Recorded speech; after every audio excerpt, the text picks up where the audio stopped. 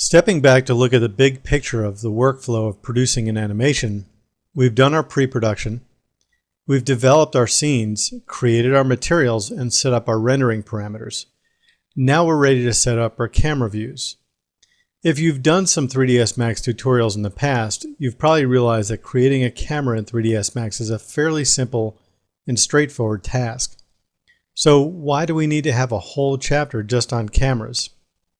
We're not talking about simply creating a camera in the workspace. We're talking about more traditional aspects of what's known as cinematography.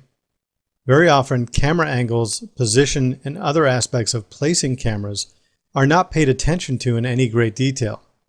However, what many people don't realize is that the placement of the camera can make or break the look of your scene. How the camera position is established in your scene is extremely important. This is not something that comes from using 3ds Max. This is an issue that comes from traditional film. So we need to know about camera shots, close-ups, two shots, establishing shots, etc. We need to know the distance or focal length. This can be accomplished by either moving the camera or by adjusting the focal length.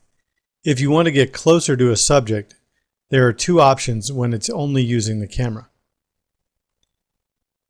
Camera angles is another aspect of cinematography that we need to understand a little bit more about.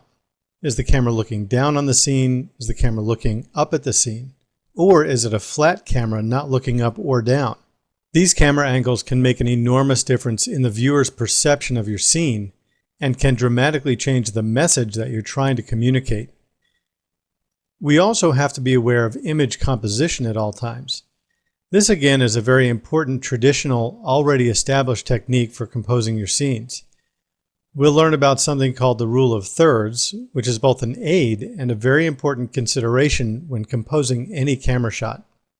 We'll also learn about the power of diagonals in the scene to add interest and draw the viewer's attention.